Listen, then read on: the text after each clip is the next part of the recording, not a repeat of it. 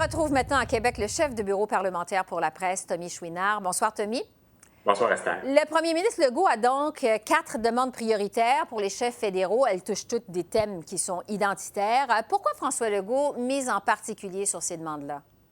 En effet, on est loin d'une longue liste d'épiceries où on réclame davantage de sous au gouvernement fédéral, où on veut le financement précisément de certains projets. Si François Legault a décidé de miser en particulier sur 4 demandes prioritaires, c'est pour inscrire ces demandes en droite ligne dans son propre agenda politique. On le sait, depuis le début de son mandat, François Legault mise à fond sur la carte nationaliste devant l'effondrement du Parti québécois et aussi la déroute au Parti libéral. Donc, il essaie d'occuper entièrement le champ nationaliste en ce moment. Donc, c'est pourquoi toutes ces demandes touchent de près ou de loin des questions d'ordre identitaire. Bon, au premier chef, il y a évidemment la loi sur la laïcité de l'État. On en a entendu parler dernièrement. Il en a parlé lui-même, le premier ministre François Legault, au cours des dernières semaines. Il demande aux chefs de partis fédéraux de s'engager à ne pas participer, de ne participer à aucune contestation judiciaire de la loi sur la laïcité de l'État. C'est cette fameuse loi, donc, qui interdit le port de signes religieux chez certains agents de l'État, comme les policiers, les gardiens de prison, les procureurs de la Couronne, et aussi les nouveaux enseignants. Exactement.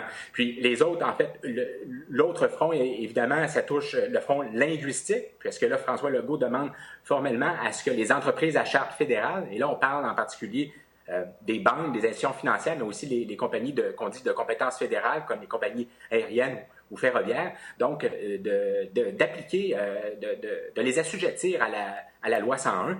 Puis l'autre dossier très important et qui a encore marqué beaucoup les premiers mois de mandat du gouvernement Legault, c'est l'immigration. Il souhaite pouvoir fixer les seuils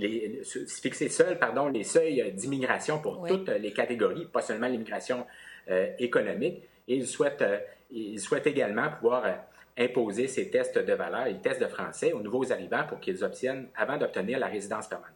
Bon, laïcité, les entreprises fédérales soumises à la loi 101, l'immigration, les tests de français. La coalition, quand même, Avenir Québec, n'a pas déjà eu des demandes, des revendications plus ambitieuses pour le Québec? Oui, la coalition Avenir Québec a comme position constitutionnelle des positions donc beaucoup plus ambitieuses. En fait, le parti a défini sa position constitutionnelle en 2015. Et là, on parlait de transfert de points d'impôt, on parlait aussi de rapatriement de pouvoir au Québec, en particulier dans le domaine de la culture et des communications.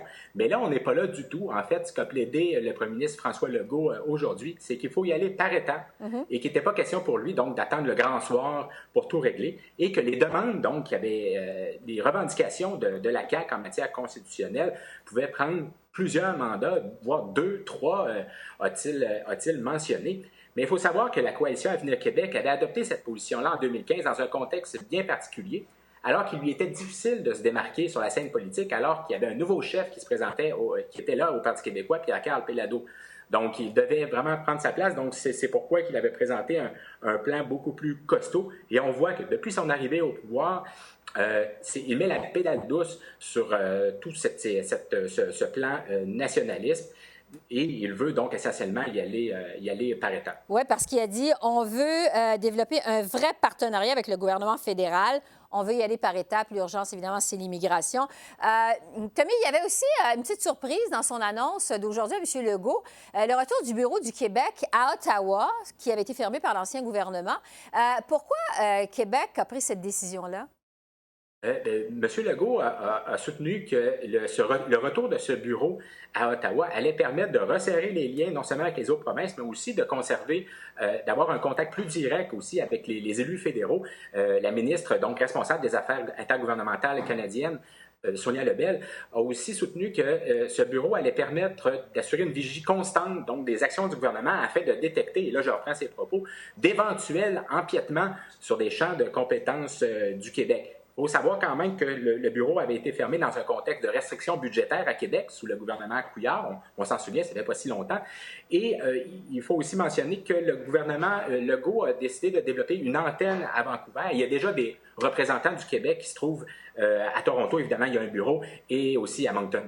Donc, un mandat, disons, un peu différent, un peu plus large pour le Bureau du Québec à Ottawa et des Avec antennes. un mandat économique, Esther, aussi, Oui. axé sur le développement économique. On dit que le bureau, c'est pas un énorme budget. Là. On dit que ce bureau va être doté d'un budget oscillant entre 1 et 1,5 million. Tommy Chouinard, merci beaucoup pour ces précisions. Un plaisir. Un plaisir. Bonne fin de journée. Bye-bye.